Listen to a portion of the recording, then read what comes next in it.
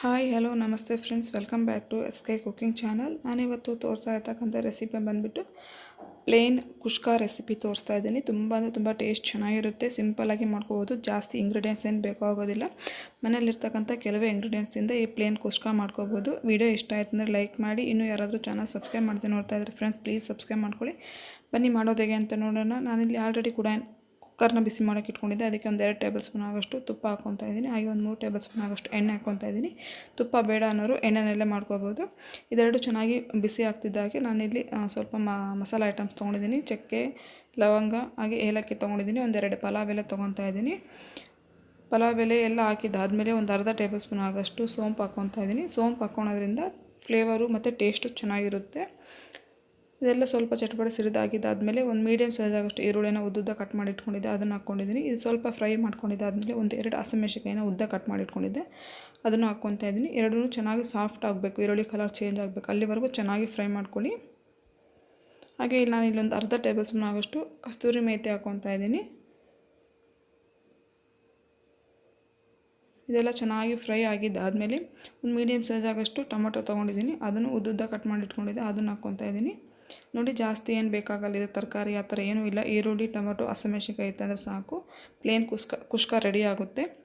ಇದೆಲ್ಲ ರೈತ chicken gravy ಜೊತೆಗಂತೂ ತುಂಬ ಅಂದರೆ ತುಂಬ ಟೇಸ್ಟ್ ಚೆನ್ನಾಗಿರುತ್ತೆ. ಚಿಕನ್ ಗ್ರೇವಿ, ಎಗ್ ಗ್ರೇವಿ ಇದಕ್ಕೆಲ್ಲ ಕಾಂಬಿನೇಷನ್ ಆಗಿ ಮಾಡ್ಕೋಬೋದು.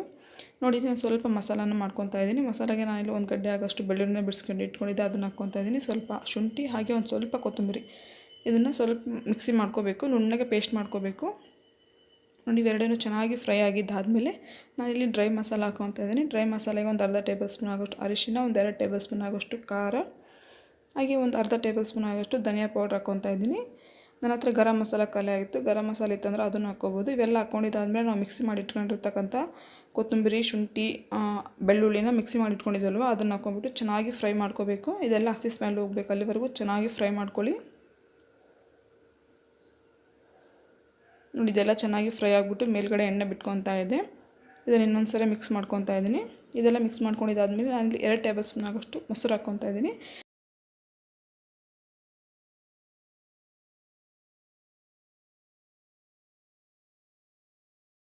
2 ಟೇಬಲ್ ಸ್ಪೂನ್ ಅಷ್ಟು ಮೊಸರು ಹಾಕ್ಕೊತಾ ಇದ್ದೀನಿ. ಇದೆಲ್ಲ ಚೆನ್ನಾಗಿ ಫ್ರೈ ಮಾಡ್ಕೊಂಡಿದ್ದಾದಮೇಲೆ ನಾನಿಲ್ಲಿ ತೋರಿಸ್ತಾ ಇದ್ದೀನಲ್ವ, ಈ ಅಳತೆಯಲ್ಲಿ ನಾನು 2 ಗ್ಲಾಸ್ ಆಗೋಷ್ಟು ಅಕ್ಕಿ ತೊಗೊಂಡಿದ್ದೆ. ನೀವು ಯಾವುದಾದ್ರೂ ಅಕ್ಕಿ ತೊಗೋಬೋದು.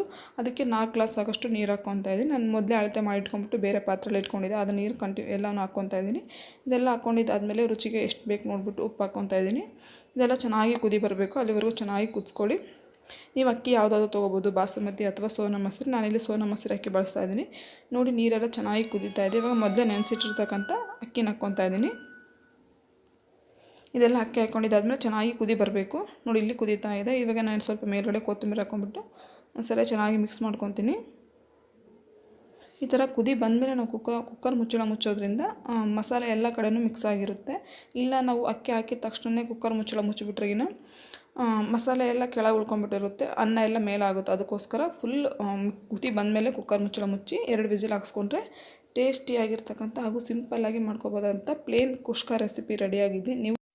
ನೀವು ಈ ರೆಸಿಪಿನ ಮನೇಲಿ ಟ್ರೈ ಮಾಡಿ ಹೇಗಿದೆ ಅಂತಂದ್ಬಿಟ್ಟು ಅಭಿಪ್ರಾಯನ ಕಮೆಂಟ್ ಮಾಡಿ ಹೇಳಿ. ಹಾಗೆ ವಿಡಿಯೋ ಇಷ್ಟ ಆಯಿತು ಅಂದರೆ ಲೈಕ್ ಮಾಡಿ. ಲೈಕ್ ಮಾಡೋದು ಮಾತ್ರ ಮರಿಬೇಡಿ.